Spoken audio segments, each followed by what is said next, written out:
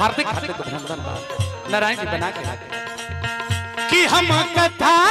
सुना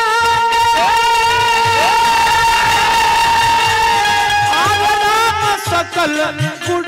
धाम की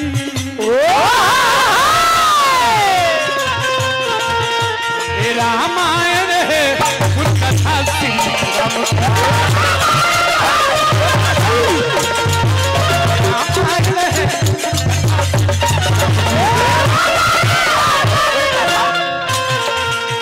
जब जब हो ही धर्म की हानि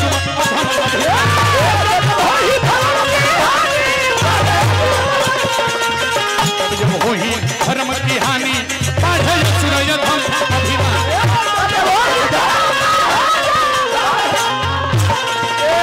कि हम कथा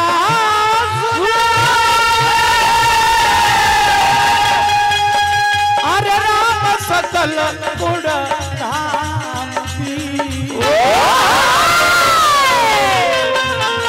रामायण है उनका था श्री राम की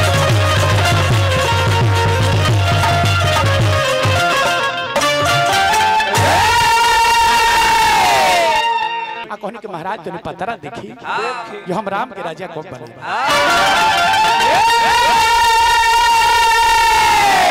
महाराज वशिष्ठ जी पतरा देखने तो कहने की राजन पतरा यह कहता कि काल 10:15 बजे राम के राजा बन जाएंगे। गुरु जी के बतौला के अनुसार अयोध्या की तैयारी धराई सजावल धजावल शुरू हो गई। ये बात सबका निमन लागो बाकी देवता लोग को निमन ना लगे। ये अगर राम राजा हो जाए हैं तो हमने कहे जब खतीन का अवतार भइल को ना राक्षस कुली मरिया सना यहाँ राजा भइले कि राक्षस है जी लगे सब घूमे लगे सब गेहूं काटे तो सब देवी देवता लोग मिल के माई सरस्वती के लगे गई मतवा के तरफ से पुरस्कार बा सिकंदर माझी के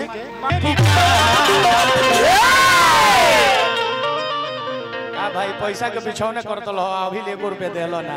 हम तो बोलौलर ने बीने वाला के कि हे मां कहवा के नहीं कहो देखिए एक आदमी बाड़े नु जे ढा दी है और गाड़ी पर लदाव चाहे मत लदा बाकी चली हंसे खातिर होता कि हे मां अम्बे हे जगदम्बे सुन लो मेरी पुकार अरे बीच भंवर में पड़ी है नैया अरे मैया कर दो पार कहीं पतवार न टूटे कहीं मेरी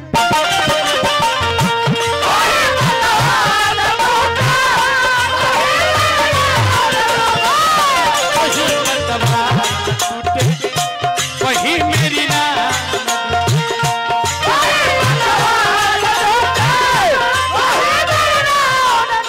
पाउटियों काटे के बाद अंदाज लेके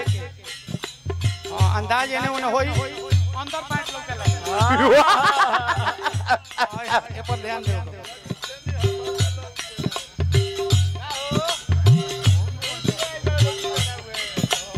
गोपाल माझी के पुत्र बने टिपन ड्राइवर जी बहुत बहुत पुरस्कार से बनी हार्दिक हार्दिक अभिनंदन बा माता पिता तुम मेरे संगी साथ तिहार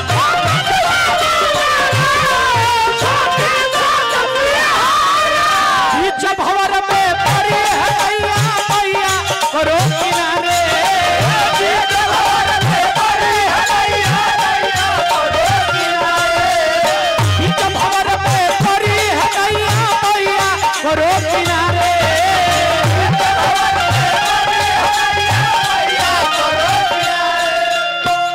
दीवारी मैं हुआ नारी